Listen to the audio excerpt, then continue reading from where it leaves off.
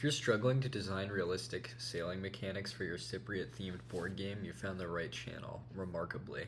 I'd also kind of like to talk to you because I don't think there are many of us in this position, but anyway, here's the idea. So, Cyprus is an island that's grossly inflated in this artistic representation of the Mediterranean. And there's little palaces all around here. You can see I've got this ship, which I conveniently picked as the color blue, which really blends in nicely, but that's okay. So, you want to be kind of hitting up these palaces. You want to kind of like be jumping around the board, exploring different palaces. And you can see that the grid of water is kind of an 8 by 8, and this corresponds to the eight directions in like a traditional compass, like north, south, east. I don't know, those other directions that I know. And basically, you travel like it's like just a connected graph. And the previous implementation of this, well, I don't. I guess the best way to explain it is we had cards, and let's see. There's probably one of them around here. Yeah, here's a voyage card, and basically, it's at like 0 opacity. But there we go. It would say, okay, so it costs 4 to stay in the same place. It costs 4 to go that way, 2 to go down, 3 to go that way, and ignore that big yellow arrow. So then I had like 20 movement points or something. So 18 movement points. So then I'm like 3, 6, 9, 12. The thing is, this kind of sucks because it's basically Candyland, which is a horrible game because there's no way to exploit people who are less aware of autistic patterns than you. So I needed to complicate it a bit. The solution for that is, according to this board game theory book called Pre-Programmed Movement. So here's what the new cards look like, and they're in like print style right now, but I could easily, trivial if I wanted to, get them into another style, but I'm not going to do that right now just because I don't feel like it. But basically the idea now is you would play these cards and they act kind of as vectors. So you can see this is like 1 1 1 1 1 6, but you can see this goes down 6 and that goes down 6. So basically you'd have a hand of like 3 of these cards. And then if we go back to Figma, so I'd play that card and it lets me like move diagonally down 6, right? So if I'm starting here, then I could like play the card and then go 2, 3, 4, 5, 6. And the reason for that is when you combine that with other cards, like that one that allows me to move 2, and then I could like go down 6 again, right? It's like way more like tacking, like an actual sailboat. If you've ever been in one, it's like with the wind, you go like, and it's like you kind of go in like jagged things because you can't sail directly into the wind, but you can sail like kind of like close to it. What's the word for that? At like an acute angle. Or there's actually like, if you Google points of sail, hopefully nothing embarrassing, but let me just points. No, that was just a Vim thing. Okay, I don't have to cut that. But if you look at how actual sailing works, basically, here we go. So there's like, you can't sail right into the wind, but what you can do is sail very close to it. And then when you're doing that, the sailboat will go like a lot to the side because it's kind of like taking all the wind in. And you can also sail right away from it. And I forgot what this is called, and reach. And yeah. So that's kind of the idea. It kind of copies what that would look like. And these winds are based on like, there's this paper, I'm not going to be able to find it right now, but there's like a paper that describes the wind patterns in the Mediterranean at certain times of year. So like you can see there's like summer, and then there's also other seasons like spring, and it kind of changes. And then the thing is, that's cool, but it's not perfect because if all of these were the same, like let me find a better example. Spring, see, this gives you kind of a lot of freedom. But the problem is if they were all like this, it would be too easy to just get wherever you want.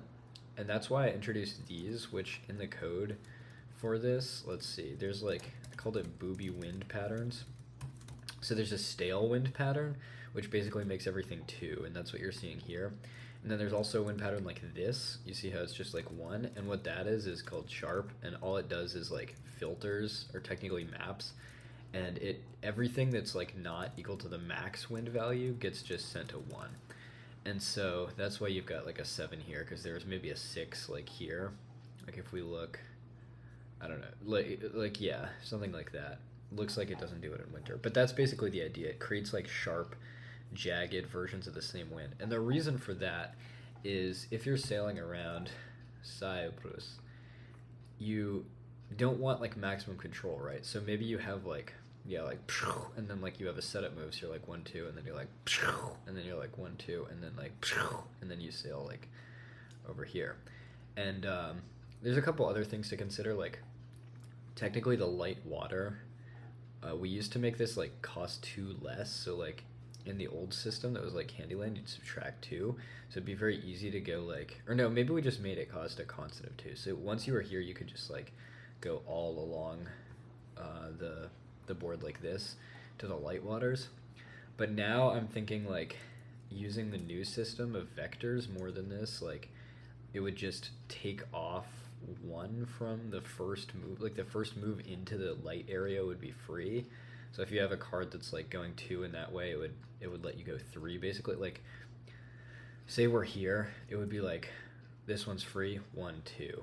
This one's free, 1, and like so like you'd get like less friction when moving across it. Or here's a better example, like you're here and you're moving 5, like 1, 2, skip, 3, 4, 5. You see what I mean? Like you don't count it. And then the darker circles are just kind of cosmetic. It's like deeper water basically, but it might have some effect of the storms. And you can see these are storm regions, and eventually there will be storms. I think I actually somewhere have the art for storms. Oh yeah, grab one of these. So what this will be, it should have like opacity, and we might need a new illustration to fit better, but okay. Well, you're not in that group anymore. Now can you go on top? Hello? Okay. Now you can go on top. So basically like these storm regions would be something kind of like this. Let's rotate that like 45 degrees, and then they would take up like 4 circles. And like the final drawing, I kind of want more like swirling, so it's like hooking around the circles around it, and maybe like even like octopus arms or something will be circling around it. And then these will kind of move with, this is originally what this arrow did. It kind of pushed the storm in that direction, so when you play this card, the storm would go 1, 2, 3. But that was just really tedious and boring, and it never hit anyone, and you want the storm kind of hitting people. So the new approach, I think, is to have cards people will play, and then they'll like move the storm onto you, you know, and it'll be like a very similar approach to the Voyage deck, where you're like, you like wait until you have the right card. You're like, how about this? Like, oh, there's this card. I can go 6 in that direction, 9 down, and oops, like maybe the guy's here, and you wait for him to pass it, and then you play it, and it's like, and it just like hits you, and then it'll like do damage to your ship and sweep you somewhere. But that's the idea. Anyway, storm aside, these things, these little storm spawn spots are also interesting, because they could be used, like say you have a card that lets you move like 5 this way, 1, 2, 3, 4, 5. Maybe these also say like, and go 2 more in any direction of your choice, you know, so you can kind of use them to like angle, and then you go like 1, 2. But it would be even cooler if it's like, I don't know, you try to get to like a palace, and you're like, you go down here, you're like from Paphos to this, you go down 4, and then, I don't know, you play another card. Well, it lets you go 2, and then you play another card.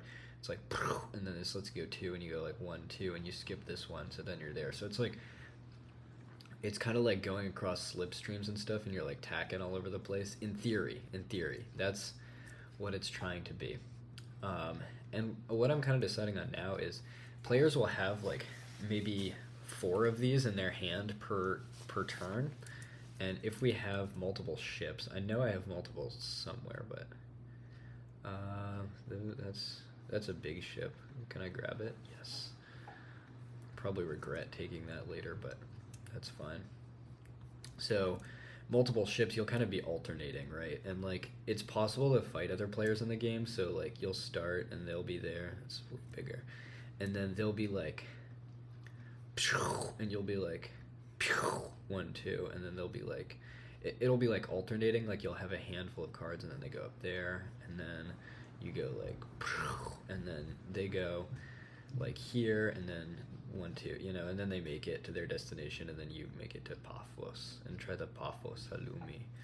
And so yeah, that's kind of, it would alternate, and with 4 players it would get like a little bit cumbersome, I think, to be alternating all the time.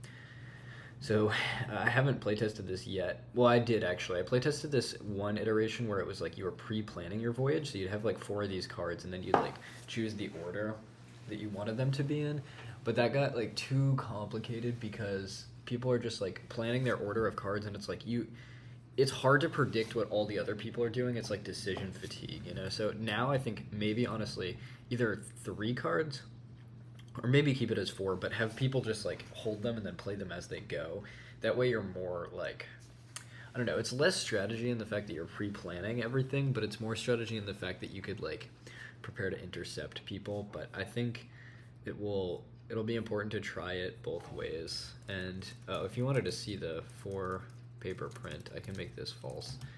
I was just joking around earlier when I said that wasn't really possible.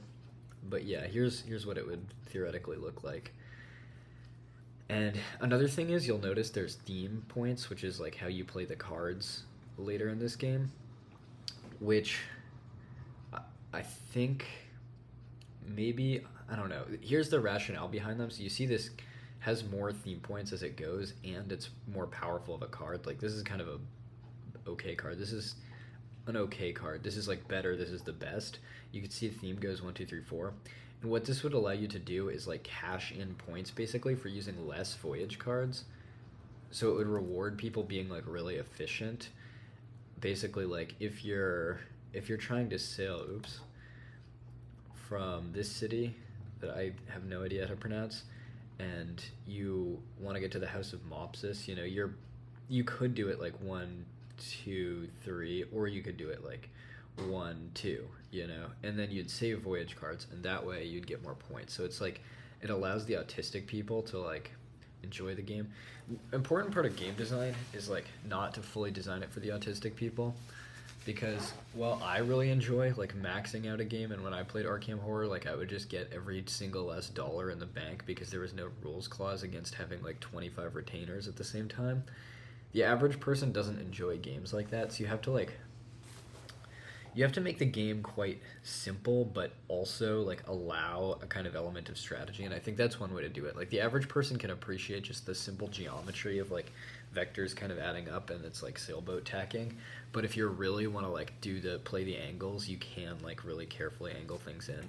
And I think these storm areas will help. But yeah, that's how I'm designing my voyage sailing system based around Cyprus. I'd love to hear how you're designing yours, just so that I can like compare notes and not really steal any of your stuff, but just kind of improve mine. And maybe like, because I gave you a lot of information, you should tell me how you're doing yours too, maybe. All right, I'll catch you next time.